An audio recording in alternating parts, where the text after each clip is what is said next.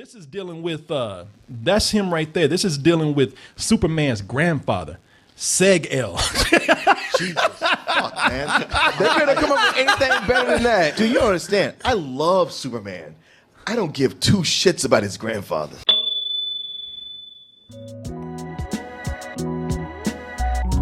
So, you know, we usually do movies for Trailer Tuesday.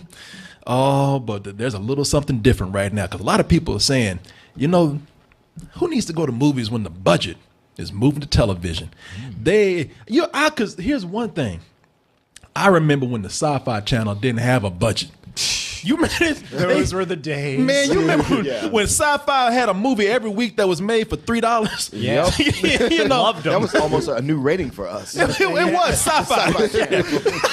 Sci-Fi would make these creature movies with a laptop and After Effects, you know, and they would produce. They were almost like what's that movie? Roger Corman? What was that company? Asylum. Asylum. Oh, yeah. they make Z Nation. Yeah, they make Z Nation. Best zombie show on television. Yeah, they made shit cheap, but something happened where they said, you know what, this reputation we got, it's got to go. Well, once they got rid of Spill.com, they had all that extra money. Oh, yeah. Yeah, the people who owned the Sci-Fi Channel at one time owned us. And they didn't own it while they had us, though. You know? But it is funny how when Spill.com was with them, that's when they went through that shitty period. Your boss was like Dino Croc and shit. Sharknado. Yeah. So as soon as Spill was gone, somehow they started having a budget again and started making bigger things. We kind of stuck in them dry there for a while. But now they got a huge budget that actually, some people say rivals the theaters, including this right now. People say, you know what, if you don't like what Zack Snyder is doing out there with the DC cinematic universe, well, try the DC television universe. We ain't talking about that CW shit where it looks like that was made in an alley somewhere or something. No, we actually talking about high production here. And you gotta have that if you want to represent the planet of all planets, Krypton. Yeah, this is a story. For those who say, I'm tired of Superman, well, now you can get your Superman fix without the man himself. And this is where we are talking about the prequel to Superman, Krypton. And this is going to be a series on Sci-Fi. A lot of people didn't think it was happening, but it is here, and they kind of pushed this thing out under the radar. And a few people are saying, you know what? Not bad, Sci-Fi, not bad. Come a long way from them giant mosquito movies you used to do back in the day. Let's go ahead and take a look at Krypton, and we'll give you our opinion after this. The blood of House L will always bind us together. On the Sci-Fi Channel, Martin. Yeah. What happened, sir? Uh-oh. Does it not meet your expectations? It's nice production, but what the hell is it about? Well, that's why it's kind of still like a teaser. Well, you know what, Martin? Here's the thing. Because I got mixed feelings about this. Because when I looked at it the first time, I said, you know, all this stuff that y'all doing, all this running around that y'all are doing, you know, all this stuff that you think is so important, you need to sit your ass down because it don't matter. Because we all know, you're dead. Yep. You know, all this stuff that He even says it in the trailer. Yeah, he does. Everyone's going to be dead now by the time you hear this. The planet formerly known as Krypton. Yeah, it's like, you know, why should I care if I know that this is useless? It don't matter. You're going to die. Why should I feel anything at all? You know, sit down because all this shit that you think is so important don't mean shit. Drop everything, make friends with your enemy, go to the Krypton bar and get yourself some Krypton juice, get fucked up and call it a day. You know, this ain't nothing here. Yeah, what was that movie? Vesuvius or Mount St. Helens? Pompeii. Yeah, yeah. It's like when you watch it, you're like, well, none of this matters because y'all gonna die at the end of the movie. Yeah. With all this stuff y'all have this urgency for, sit down because Krypton's gonna be gone in a few days. But that's what got me right there. It's not. In this, see, because I'm used to going to Krypton and only being there for about 15 minutes. Sure. Because shit goes off on Krypton. When you get to Krypton, things already going down. Because I really, look, one of the things I liked about Man of Steel, I don't think Man of Steel is terrible like everybody else. I don't think it's that The great. scenes of Krypton are really good. But the scenes And are they make you think, oh man, this is going to be an awesome movie. And then it goes yeah. to Earth. Yeah. But the best part of Krypton there, I mean, It's Michael Shannon. with Michael Shannon, yeah. I won't find him. Like, goddamn, Michael.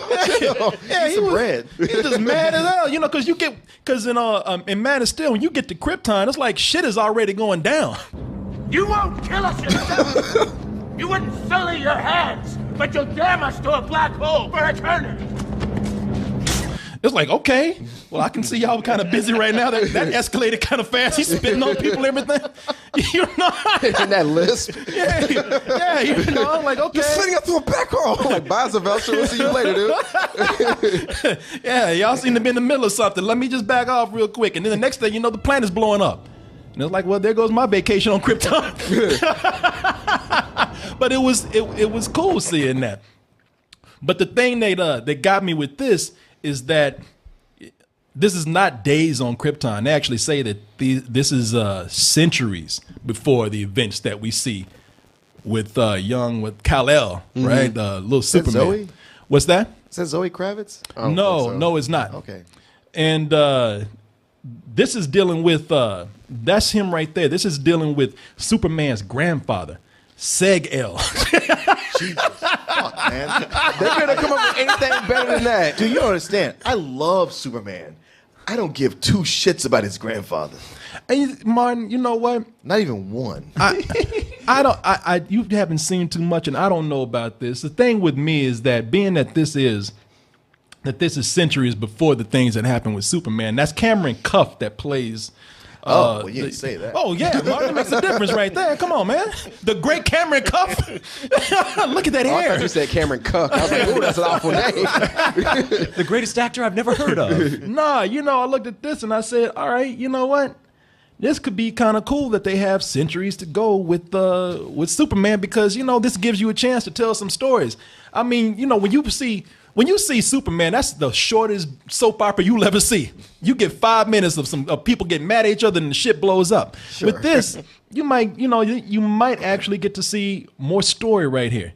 You know, you actually get to walk around Krypton for a little while, see the sights, you know, enjoy yourself a little bit. Don't have to rush out of there before the planet blow up. Brother, I appreciate how you trying to sell this. I'm just being fair with it. He's still getting them sci-fi checks. That's what it is. He's like, man, them checks used to be 50 cents. Now they're $10. Uh-oh. Moving up. They got budget now, man. And also, you know, like I said, man, I'm interested. I ain't saying I'm really, really crazy into it, but I'm interested because when I look at this, I'm saying, all right, is this something that is actually connected to, is it part of the DC universe they have on TV? Or is this part of the Man of Steel universe?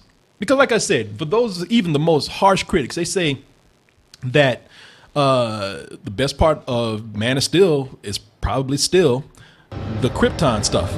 And if you notice the design in the show, they have it very close to the design that's going on in the movie. Now, that could be some marketing, too, because being that that's pretty much what everybody's kind of unanimous about with the Man of Steel, they're probably saying, well, let's take the best part of Man of Steel and make it look like that. Right, and they put in there from the writers of The Dark Knight and Man of Steel, so they're like, hey, we're tying it back to that, too. Yeah, I'm assuming it's David Goyer. And definitely ain't Christopher Nolan. Yeah. Oh, yeah, no, it is David Goyer. I mean, they are trying hard. Like, even that Superman symbol that's in the show looks like the one from Man of Steel. That's the exact same little cylinder, too, that they used in Man of Steel. Yeah. Yeah. I'm glad they found something for David Goyer to do so he's not fucking up other superhero movies because his time is done with those. I don't know, man. There's just not a whole lot of appeal here, I feel. Other than what you see in the trailer, like the look of it, it's like, well, what happened on Krypton centuries before Superman showed up? Why? Who cares? You know, go ahead, Corey. Well, one of the big things is it seems more like a drama about what's going on as opposed to like what people watch superhero origin stories or, you know, things like that for. With the prime example with Gotham, people were saying, you know, how like Batman's not in it, how is this going to be successful? Like we're following Commissioner Gordon, how can you make that interesting? Well, they were able to bring in some other villains and other people pop up. But with this, I'm not going to recognize anybody because this is an entirely new and fresh story. So I literally have nothing connecting connecting my love, if I love this franchise, to Superman, besides seeing his great grandfather do some kind of dramatic shit on Krypton before it's for not. And the symbol. Yeah. Well, how about you, man? I definitely agree with the production value. It does look great, but yeah, I kind of want to know what's going on. I want to know what's happening here. That said, I could see it working. It almost reminds me, just kind of the look. It looks like the movie Man of Steel, but maybe it's just some of the costumes. It almost reminds me of like a Star Trek: The Next Generation a little bit, Or Stargate.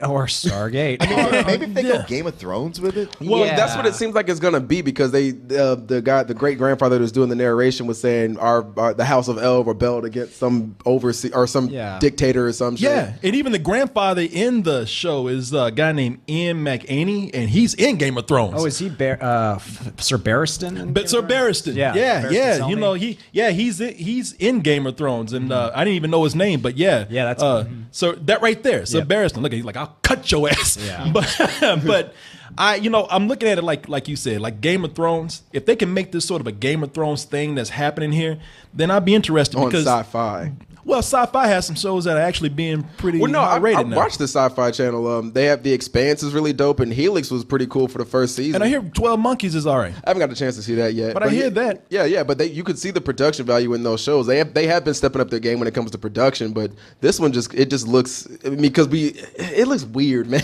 Well, that's, they're not telling you too much. Consider it a teaser. Yeah. Because I could see this being, that's why it's on Sci-Fi. What I love about it, the idea here. Now, I'm not talking about the show. What I love about the idea here, especially being that it's on the Sci-Fi channel, is that they're taking a superhero property and probably turning this into a sci-fi series. Yeah.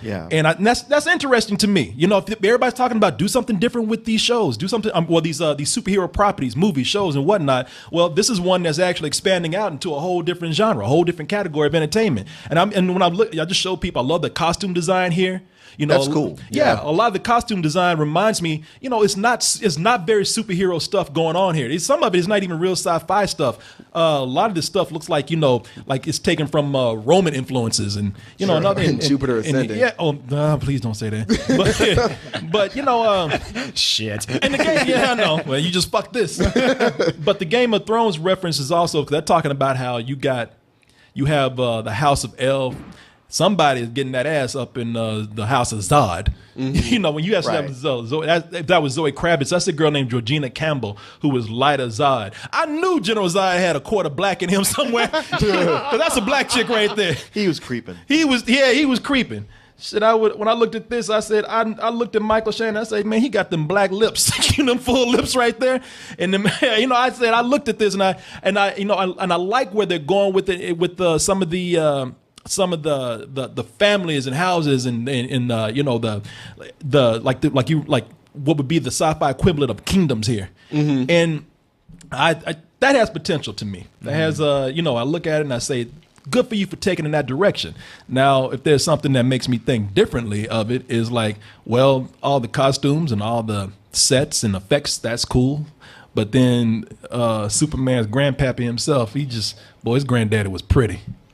And he's pretty and he's really young in this, so like it makes me fear there's gonna be some CW shit going on. Exactly. Yeah. That's some CW hair he got right there. Yeah, I feel like him and the Zod girl are gonna be like star-crossed lovers, some Romeo and Juliet shit. Yeah, it's like as much as as much as y'all are promising some heavy shit going on, I look at this boy here and I'm like, nah, y'all ain't gonna get that deep with it. Yeah. This is gonna be another one of those things where you have all this grandiose production, and it's just gonna be some millennials in there just whining, about nothing. A love story of some sort. Mm-hmm. Yeah, and it does take place in the DC cinematic universe. Has that been confirmed or not? Because it looks like it does, stylistically at least. I don't know, and that's what people are trying to figure out. And you know what? Well, there has been this thing throughout Superman where everybody does a version of Krypton, and the next person who does it piggybacks off that and evolves it a little bit more. Oh, okay. Like even what we saw in Man of Steel, I saw a lot of hints from the Superman animated series.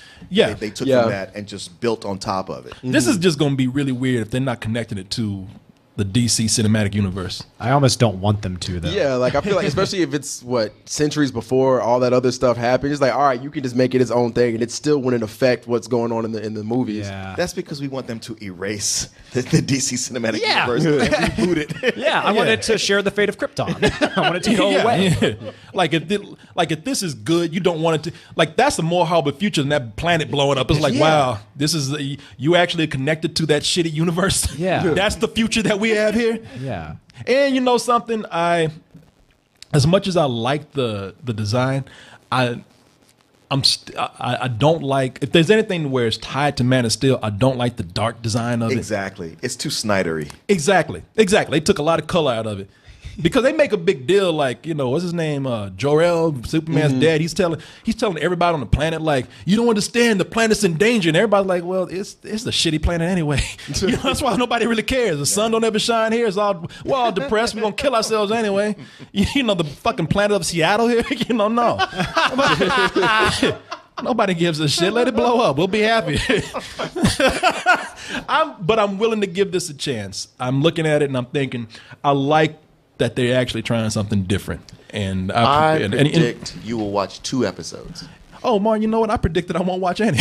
I mean, I kind of like the idea, but I don't watch any. So. I like the idea of me watching this, but I'm not going to do it. Yeah. I mean, maybe I'll give y'all a chance. Y'all watch and tell me if it's all right. Hey, man, it can't be worse than Iron Fist. I'll throw that out there. I would not throw that. I would, man.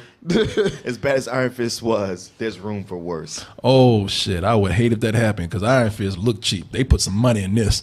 I would hate for y'all to fail like that if y'all put that much. It has so much production in it for a TV show. It's like you can't fail. You have to do something. What about you? Well, again, it looks great, but for me, the thing that makes me most skeptical, and you touched on it, Martin, is David Goyer being involved. Like, if the writing is like Man of Steel's writing, I'm going to give it a hard pass. But I am interested to see more, for sure. We gonna see his grandfather get taken away by a tornado? Yeah, I know. No, that's all right. It's cool. Yo, I'm good. I'm done. That movie.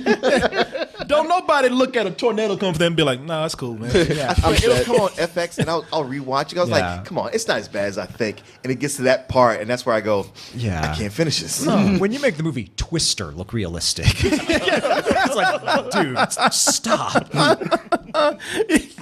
You know that never would have went down like that. Yeah. He probably would have been cool at first and looked. son, Yeah. Wait, no, son, save me. He would have looked behind him. Nah, man. But fuck, help me, man. Shit. Boy, you better help me, man. I'll beat your ass. Motherfucker. You're not my real son. Damn. Get my kryptonite belt. Alien bastard. I never liked you. You fucking freak. GameFly brings to your house, to you, over 8,000 new releases and classics that are available to rent, or you can buy them for almost every system out there, current and some old systems. Like I said, man, I've been trying to put my GameCube back to work for years. GameFly's giving me an excuse to do that. And you could even try 30 days for free by typing in gameflyoffer.com/double toasted. And when you do that, you'll get 30 days for free of games and movies.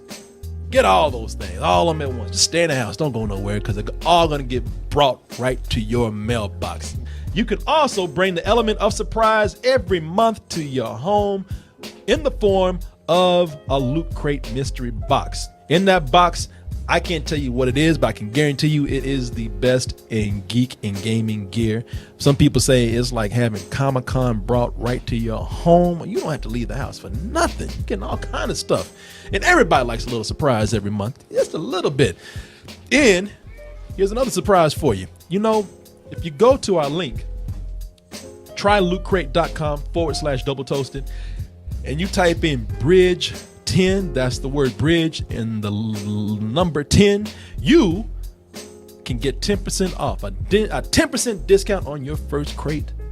How's that for a surprise right there? Loot Crate, bring the mystery and the surprise to your mailbox once a month with Loot Crate.